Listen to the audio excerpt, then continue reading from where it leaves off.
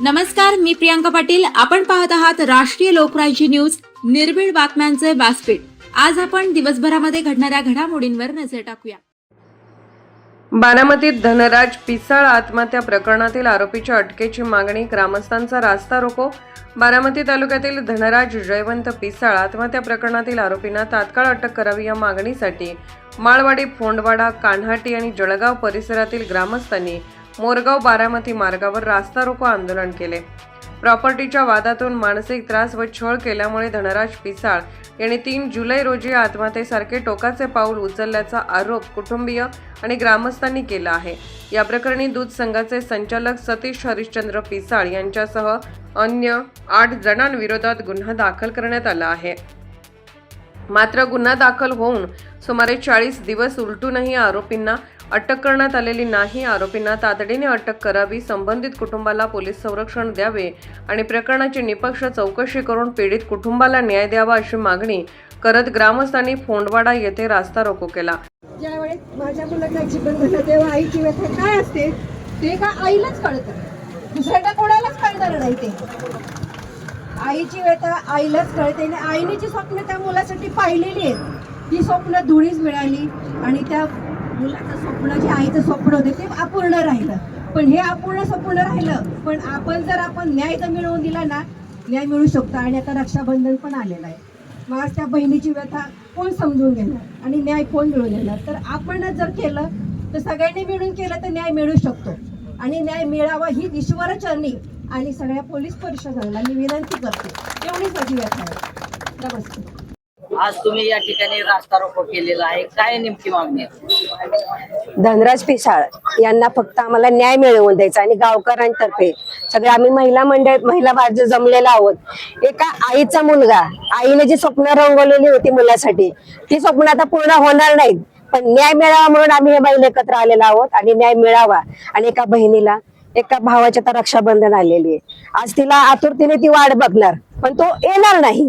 पण आपण त्याचं राहिलेलं स्वप्न किंवा त्याला न्याय मिळावा म्हणून आपण जो प्रयत्न करणार ना, प्रशासनाने ह्याच्यात जास्त दखल घ्यावी. पोलीस प्रशासनाने म्हणजे अगोदर जास्त तक्रार नोंद केलेली आहे, पण त्याचा पाठपुरावा झालेला नाही. पाठपुरावा झाला तर तो पूर्णपणे व्हावा आणि न्याय मिळवून द्यावा हीच आमच्या सगळ्या महिला मंडळांची अपेक्षा आहे. आणि पण विनंती आहे प्रशासनाला, एवढी विनंती की एका बहिणीला न्याय मिळवून द्यावा आणि जर नाही मिळाला तर आम्ही जाहीर निषेध करणार.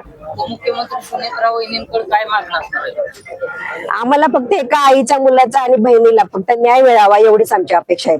तर तो राष्ट्रवादी काँग्रेस पक्षाचा पदाधिकारी आहे आणि त्यांच्या राजीनाम्याची देखील मागणी केली जाते. तुम्ही मागणी काय करणार आहात का सुनेत्रा वहिनी? पक्षाचे आहेत, पक्षाचे लोक करतील, पण आम्हाला फक्त त्यांना, आईला आणि बहिणीला न्याय मिळावा एवढीच आमची जास्त अपेक्षा आणि ती पूर्ण व्हावी ही ईश्वरचरणी. आणि प्रशासनाला जेवढा आम्हाला करता येईल तेवढा आम्ही प्रयत्न करू, पण प्रशासनाने जास्त दखल घ्यावी हीच आमची मागणी आहे. कैलासवासी धनराज पिसाळ यांनी गेल्या 1.5 महिन्यापूर्वी आत्महत्या केली. या आत्महत्येस प्रवृत्त करणाऱ्या गुंडाला सरकारने, पोलीस प्रशासनाने तात्काळ अटक करावी यासाठी आज रास्ता रोको आंदोलन होतं.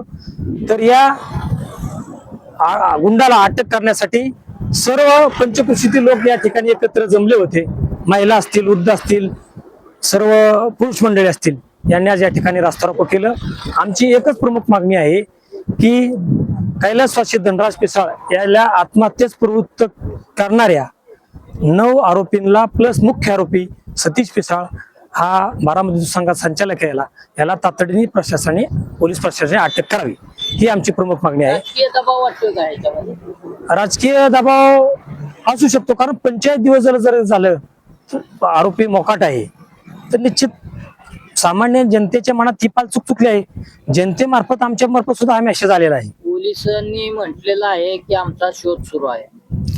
पोलिसांनी सुद्धा या ठिकाणी त्याला इंटरिम जामीन मिळाला होता, पण तो इंटरिम जामीन मिळाल्यानंतर तो मोकाट सगळीकडे फिरत होता. जामीन मिळाल्यानंतर त्याला बी काही टर्म कंडिशन असतात. पोलीस प्रशासन त्याचं चौकशी पोलीस स्टेशनला बोलावलं पाहिजे होतं.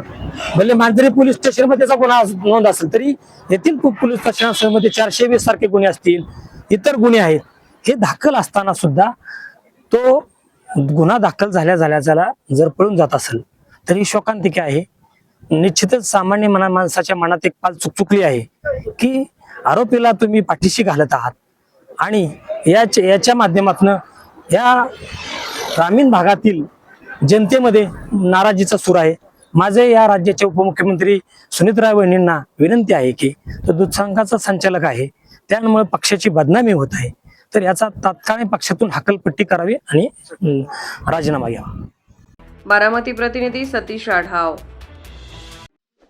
ताज्या बातम्यांसाठी आणि अपडेट्ससाठी राष्ट्रीय लोकराज्य न्यूज चॅनलला सबस्क्राईब करा, तसेच लाईक आणि शेअरही करा.